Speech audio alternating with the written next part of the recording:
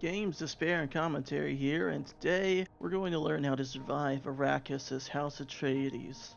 First, we'll cover their general strengths and weaknesses. So, faction strengths with the Atreides.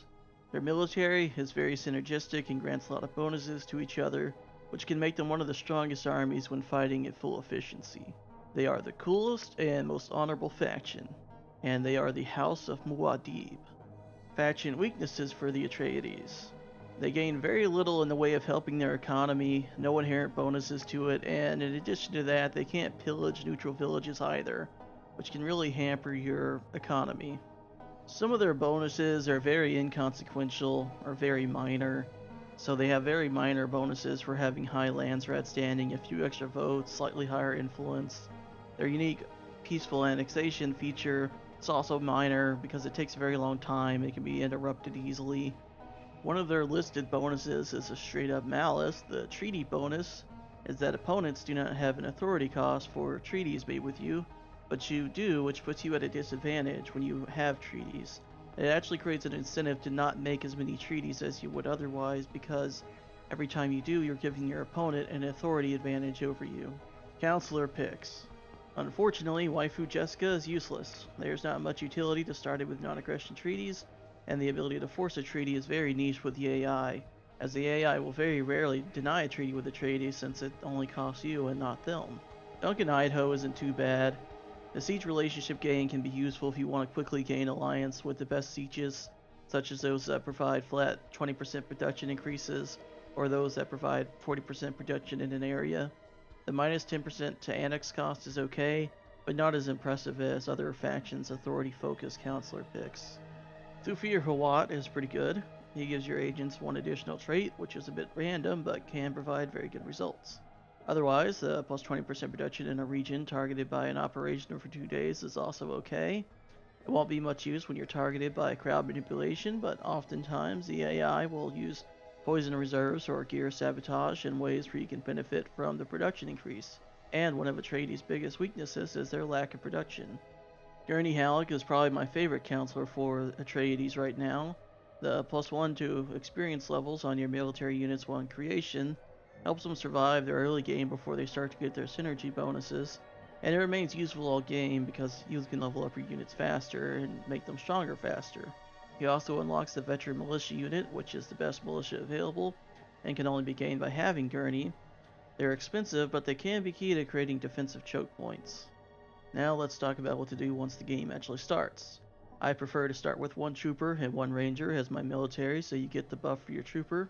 I would also suggest building an additional ornithopter to scout out the land faster. Atreides has poor authority generation, so you will want to focus on getting the better regions and later on more defensible ones.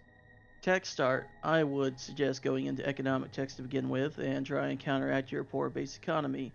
Some things can change depending on your surroundings. If you have well of riches or lots of rare elements, it might be beneficial to get the processing plant tech, but I'll show you a general idea of my tech order. So we start with composite materials and go into the crew harvester bonuses and to unlock spice silos.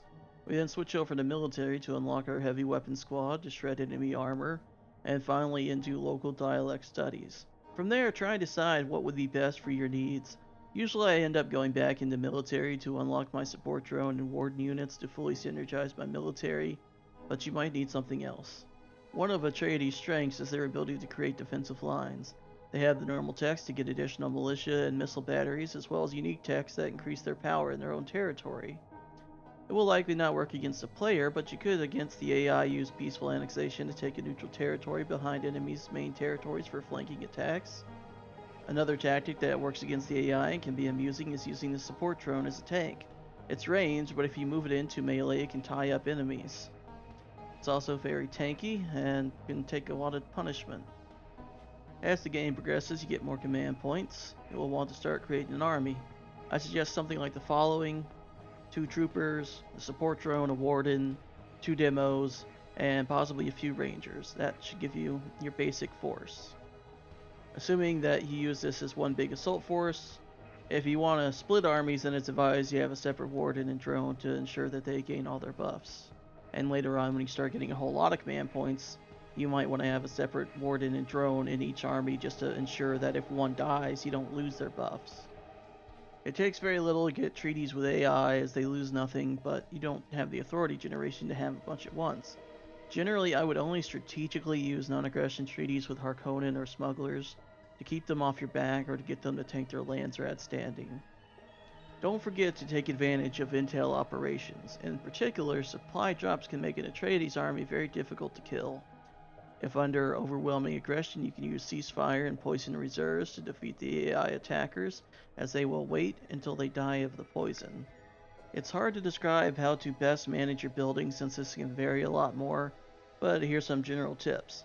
Plascrete factories can be built in every village because they pay for their own upkeep with their production. They will always be a net positive. Generally, I try to only build wind traps on areas with 3 or higher wind strength. You will want to have spice fields buffed by spice silos, and when possible, try and make the best use of maintenance centers, which reduce the Solarian Plascrete upkeep of buildings in its selected village and all adjoining villages. Now get out there and make House Atreides supreme with desert power. If you like the content, please like, comment, and subscribe for more.